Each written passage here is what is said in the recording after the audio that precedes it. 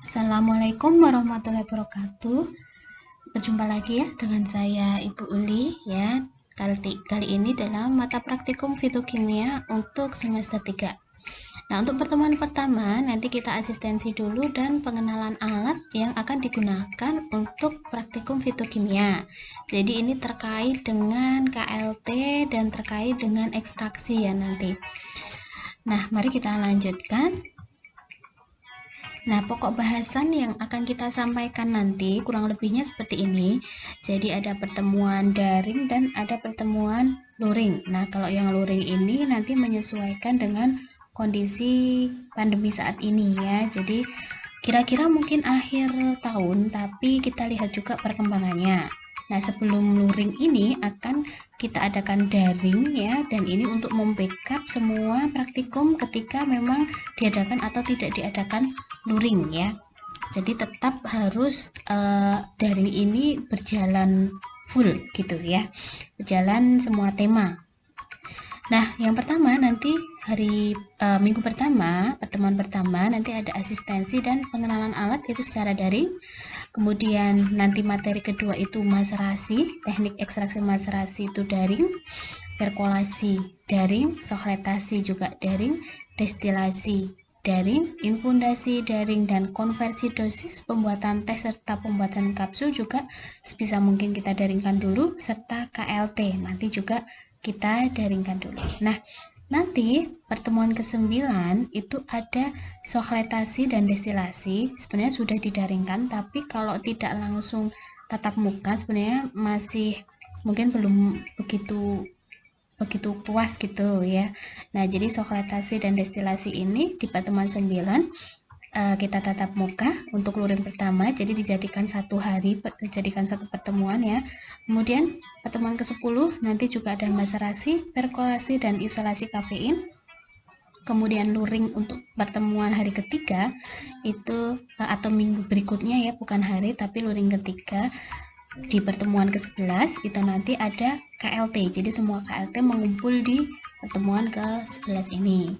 Kemudian pertemuan ke-12 dan 13 nanti ada presentasi laporan. Jadi sebelum presentasi nanti kalian membuat PowerPoint ya. Jadi nanti bisa dipresentasikan. Nah, secara daring maka kalian nanti bisa upload di YouTube gitu ya. Kemudian kita lanjutkan dengan diskusi. Nah, kemudian yang pertemuan terakhir ke-14 itu nanti adalah latihan ujian. Nah, kemudian ada kontrak belajar ya, kontrak belajar untuk praktikum fitokimia atau penilaian untuk praktikum fitokimia ini nanti sesuai dengan aturan akademik ya. Jadi UTS nanti 35%, UAS 35%, tugas 20%, kehadiran atau presensi 5%, dan sikap 5%. Nah, jadi nanti sesuai dengan range dari akademik bahwa A itu lebih dari 79,5 dan lain sebagainya ya. Nanti kuis di Edlink itu akan masuk nilai tugas. Nah, kemudian nanti kehadiran atau presensi termasuk nanti ada resume dan absensi secara Google Form juga masuk ke kehadiran. Jangan lupa ada sikap 5%. Nah, seperti itu untuk kontrak belajar penilaian. Nah, tata tertibnya yang pertama, sebelum melakukan praktikum, praktikan harus mempersiapkan diri untuk memahami tentang praktikum yang akan dikerjakan. Jadi silakan belajar dulu di hari sebelumnya. Ya, kemudian praktikan tidak boleh terlambat dan sebelum praktikum dimulai, praktikan mempersiapkan alat tulis, HP atau laptop, dan peralatan daring lainnya. Kemudian praktikan mengisi absensi melalui link Google Form yang dibagikan oleh dosen jaga di hari itu. Kemudian mengikuti pembelajaran praktikum fitokimia daring dengan tertib dari awal sampai akhir. Ini kalau untuk daring ya. Kemudian di akhir praktikum nanti akan mengerjakan kuis di Edlink dan akan menjadi nilai tugas. Satu lagi, nanti praktikan akan mengisi resume praktikum yang dibagikan melalui Google Form ya. dan ada pembuatan laporan praktikum bagi materi yang menghendaki laporan ya. Jadi nanti laporan praktikum ini dikumpulkan maksimal seminggu setelah praktikum tersebut dimulai. Jadi misalkan minggu kedua praktikum akselerasi, nanti maksimal ketika minggu ketiga itu sudah harus dikumpulkan, diupload di Edlink.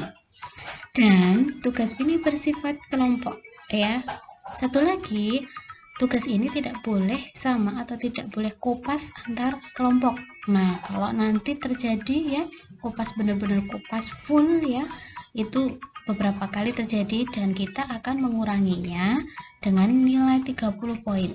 Yang mana itu yang entah yang dicontoh yang mana, yang mencontoh yang mana, tapi nanti nilai akan kita kurangi 30 poin ya. Yang sama ya, baik kelompok yang mencontoh maupun kelompok yang dicontoh ya. Disepakati ya. Nah, metode pembelajarannya daring dan luring nanti menyesuaikan kondisi pandemi. Jadi nanti ada ceramah dan tanya jawab, nanti kita masukkan ke grup WhatsApp ya. Kemudian nanti mungkin kalau diperlukan bisa Zoom. Kemudian nanti akan saya share juga link YouTube ya. Nah, kalau luring jelas di lab ya. Nah, kemudian yang kedua adalah nanti akan ada kuis. Kuis daring itu bisa melalui Edlink, WhatsApp, YouTube, atau biasanya sih saya lebih ke Edlink ya kalau kuis. Nah, kemudian atau kadang Google Form juga ya. Nah, untuk penugasan, penugasan ini juga kalau daring ya nanti bisa dengan di-upload di Edlink juga ya. Nanti tugas kita sampaikan kemudian ya. Tujuannya untuk praktikum fitokimia ini nanti kalian mampu memahami definisi ekstraksi dan tujuannya. Kemudian mampu memahami beberapa macam metode ekstraksi. Kemudian dapat menyebutkan contoh tindakan yang termasuk kegiatan ekstraksi dan mampu melakukan analisis ekstrak menggunakan KLT atau kromatografi lapis tipis ya. Nah, kemudian apa itu fitokimia? Jadi kita masuk ke fitokimia sebagai pendahuluan dan pengenalan alat ya. Ya, jadi apa sih itu fitokimia ya? Fitokimia adalah senyawa kimia yang terdapat secara alami dalam tanaman. Fito berarti tanaman dalam bahasa Latin ya. Nah, fitokimia ini nanti hubungannya dekat dengan apa yang dinamakan dengan ekstraksi. Ya, pernah dengar ya ekstraksi sebelumnya? Ya, secara teori nanti akan dibahas di teori ya. Nah, kemudian masuk ke ekstrak ya. Jadi nanti ketika kita melakukan ekstraksi nanti akan timbul yang namanya ekstrak ya. Jadi ekstraksi itu kegiatan penarikan kandungan kimia yang dapat larut sehingga terpisah dari bahan yang tidak larut dengan pelarut cair, atau gampangannya adalah menyari ya, menyari atau mengambil sari ya. Nah, ekstraksi ini nanti menghasilkan apa yang dinamakan ekstrak ya. Ekstrak itu macamnya ada 3, ada ekstrak cair, ada ekstrak kental, dan ada ekstrak kering. Nah, nanti awalnya setelah kalian melakukan ekstraksi, nanti ekstrak yang terbentuk ekstrak cair seperti ini. Nanti ketika dikentalkan, nanti menjadi ekstrak kental. Nah, seperti ini bentuknya. Dan nanti jika ditambah dengan pengering, nanti bisa menjadi ekstrak kering. Nah, nanti ini bisa dijadikan berbagai macam sediaan. Nah, metode penyaringan yang kita pakai dalam fitokimia ini ada 5 ya. Infundasi yang pertama. Nah, infundasi itu untuk menyaring zat yang larut dalam air ya. Nanti sediaannya berupa cair, penyarinya air, suhunya 90 derajat selama 15 menit ya. Nah, ini tidak boleh disimpan lebih dari 24 jam kecuali kalau sudah dijadikan ekstrak kental ya. Nah, nanti alatnya seperti ini. Jadi, kalian harus tahu dulu alatnya seperti ini. Jadi, mirip dengan panci tim ya. Jadi, ada pancinya itu bertingkat. Jadi, ada panci A, ada panci B ya. Untuk panci A ini nanti diisi dengan bahan dan aquades. Bahannya yaitu berupa serbuk simplicia. Nah, panci B ini nanti adalah air ya. Jadi, air hingga menyentuh panci A. Nah, bentuknya seperti ini, bisa ini, atau yang semacamnya. Yang penting panci itu bertingkat, kemudian ada tutupnya, ya. Bentuknya seperti ini ya. Nah, kemudian sohletasi, ya. Yang kedua adalah sohletasi. Sohletasi ini ekstraksi dengan menggunakan pelarut yang selalu baru. Nah, umumnya dilakukan dengan alat khusus sehingga terjadi ekstraksi kontinu dengan jumlah pelarut yang relatif konstan dengan pendingin balik. Alatnya nanti seperti ini. Nah, ini gambar alat sohlet ya. Jadi ini ada instrumen dan fungsi-fungsi dari sohlet ya. Ini ada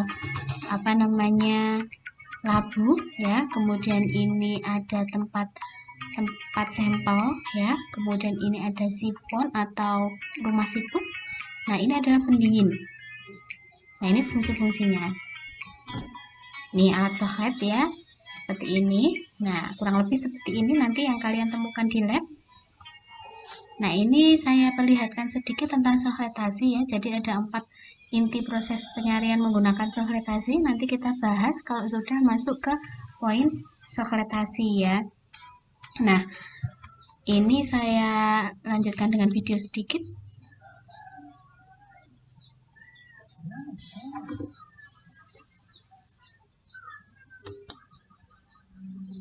Nah, kita tunggu dulu videonya. Ini contoh dari proses sohletasi ya, ini nanti ya. Nah, seperti ini. Nah, jadi ini nanti dia akan naik ke atas, kemudian dia akan merendam serbuk ini. Di sini ada simplisia ya. Kemudian sampai 1 sirkulasi. Nah, 1 sirkulasi itu setelah dia melewati rumah siput ini. Nah, ini 1 sirkulasi. Nah, ini adalah pelarut. Kemudian pelarut ini karena dipanaskan dia menguap, masuk ke kondenser atau pendingin, dia mengembun, merendam sampel yang ada di sini. Kemudian dia turun lagi ke bawah. Itu namanya 1 sirkulasi ya, setelah melampaui puncak rumah siput. Kemudian yang ketiga adalah maserasi.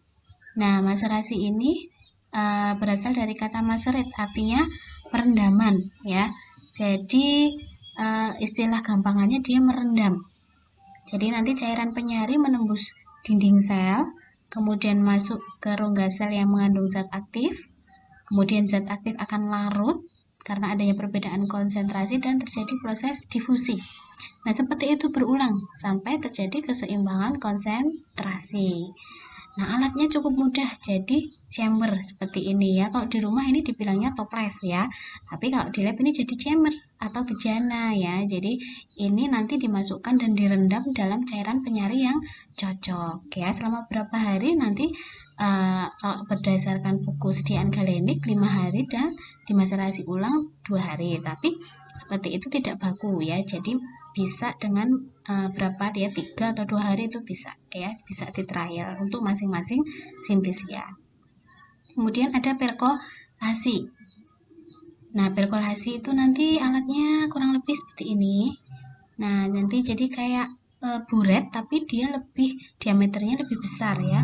Buret di kimia dasar itu ya, tapi dia lebih besar diameternya. Nah, perkolasi ini jadi nanti di sini ada serbuk simplisia yang sebelumnya sudah direndam dalam cairan penyari selama kurang lebih 2 jam, baru kemudian dimasukkan ke sini. Tapi sebelum ini dimasukkan, di sini ada penyumbat atau bisa dengan kertas saring dilapisi kapas biar nanti serbuknya nggak masuk ke sini ya. Kalau ke sini kan nanti nyumbat. Setelah dikasih kertas saring dan kapas, kemudian nanti dimasukkan serbuk simplisia yang udah direndam tadi. Kemudian dimasukkan cairan penyari hingga tinggi 3/4 dari perkolat ini. Nah, nanti direndam dulu selama 1 hari, kemudian nanti baru dibuka penutupnya, kemudian dia akan menetes. Nanti kalau ini sudah mulai berkurang, ditambahin lagi. Nah, seperti itu nanti prosesnya kita detailkan lagi pas bab perkolasi, tapi alatnya kurang lebih seperti ini ya. Nah, ini prinsip perkolasinya. Kemudian destilasi yang terakhir ya. Nah, ini destilasi, alat destilasi Stahl yang kita gunakan adalah alat destilasi Stahl ya. Jadi ini ada labu, nanti diisi, kalau kita menggunakan sampelnya bunga cengkeh ya, diisi di sini kurang lebih 100 gram. Kemudian nanti dipanaskan, ini heating mantle ya. Jadi nanti ini panas, kemudian dia akan mendidih. Nah, ini untuk menyari minyak atsiri. Nanti minyak atsirinya ditampung di sini. Nah, kita menggunakan nanti Erlenmeyer yang ditutup dan dibolong kecil di sininya saja. Ya, biar minyak atsirinya tidak menguap. Ya, nanti setelah itu dipisahkan, didiamkan 1 hari atau didiamkan sebentar ya, atau didiamkan 1 hari biasanya. Kemudian minyaknya yang diambil ya. Nanti akan jadi minyak atsiri murni. Nah, ini perhitungan rendemen. Jadi nanti kalian juga belajar tentang menghitung rendemen. Jadi bobot ekstrak dibagi bobot simplisia awal, atau bobot akhir dibagi bobot awal dikalikan 100%. Nah, ini beberapa sediaan yang dapat dihasilkan dari ekstrak. Bisa dibikin kapsul, bisa dibikin teh celup ya, bisa dibikin tablet, dibikin sabun mandi batangan atau sabun cair, atau juga bisa dibikin lulur ya, secara kosmetik juga bisa. Nah, kemudian dilanjut dengan analisis secara kromatografi lapis tipis. Nah, KLT ya, atau kromatografi lapis tipis ya. Jadi nanti hasil ekstraksi atau ekstrak itu biasanya ekstrak kental ya. Itu bisa kita lanjutkan analisis dengan KLT atau kromatografi lapis tipis. Meski sederhana, ini sering sekali masih dipakai ya. Nah, nanti alat yang digunakan antara lain adalah plate KLT, dia sebagai fase diam. Apa itu fase diam? Nah, nanti akan kita jelaskan lebih lanjut waktu kromatografi lapis tipis ya, atau di teori mungkin juga udah ada ya. Nah, di sini ada plate KLT sebagai fase diam, bentuknya seperti lembaran kertas tapi lebih tebal gitu ya. Kemudian nanti kita pakai pipa kapiler untuk menotolkan. Menotolkan itu seperti apa? Nah, jadi seperti ini. Ini ada totalan kecil-kecil kan ya. Nah, ekstrak itu kita ambil dengan pipa kapiler ini, kemudian kita totalkan di sini. Nah, seperti itu. Kemudian kertas saring. Nah, kertas saringnya kecil panjang aja. Nah, jadi segini aja dipotong segini, nanti dicelupkan. Nah, ini dicelupkan ke sini. Ini kertas saring ya. Dicelupkan ke sini sampai menyentuh dasar dari chamber ini. Nah, di mana dasar chamber ini nanti ada pelarutnya. Nah, pelarut yang sesuai untuk memisahkan senyawa. Nah, ini ada kertas saring, kemudian ada chambernya. Nah, jadi kita butuh chamber. Kalau di lab kita pakai gelas seperti ini, nggak masalah karena bahannya inert atau dari gelas kaca gitu ya, jadi nggak masalah. Kalau lebih panjang nanti bisa pakai chamber semacam ini, tapi kita biasanya cuma 2-3 totalan pakai gelas seperti ini, nggak masalah. Nah, nanti chamber ini diisi dengan fase gerak namanya. Nah, fase gerak ini nanti bisa lihat di referensi apa sih yang digunakan untuk memisahkan minyak atsiri misalnya. Nah, ternyata dengan heksan dan etil asetat 8:2 misalkan. Nah, ini nanti isinya heksan etil asetat 8:2 sebanyak berapa mili tergantung chamber yang kita pakai. Misalnya itu kalau minyak atsiri ya, nanti ada lagi kalau flavonoid itu fase geraknya apa. Nah, jadi di dasar ini ada cairan sedikit ya. Nanti cairannya atau fase geraknya itu nanti akan naik ke atas. Nah, ini proses KLT. Jadi di sini fase gerak atau pelarut, bukan pelarut ya, tapi ya fase gerak tadi ya, yang nanti akan memisahkan senyawa ya, karena ini nanti akan meresap atau mengabsorpsi ke atas ya. Ini fase diam. Nah, seperti itu. Ini adalah chamber yang kita pakai. Jangan lupa ditutup. Nah, tadi fungsi kertas saring tadi adalah untuk menjenuhkan di semua bagian ruangan dalam chamber ini ya, biar pemisahannya itu bagus, tidak miring-miring gitu ya. Gampangannya seperti itu. Nah, jadi kesimpulan dari asistensi atau pertemuan pertama dan pengenalan alat ini, jadi senyawa fitokimia adalah senyawa kimia yang terdapat secara alami dalam tanaman. Jadi nanti ada 3 macam bentuk ekstrak, ada ekstrak cair, ekstrak kental, dan ekstrak kering. Ada beberapa macam metode ekstraksi, banyak sekali ya. Nah, yang kita pelajari di sini kita mempelajari 5, ada maserasi, perkulasi, sofletasi, infundasi, dan satu lagi Yang belum tertulis di sini adalah destilasi ya. Tapi masih banyak sebenarnya yang lainnya ya, nggak cuma 5 itu ya.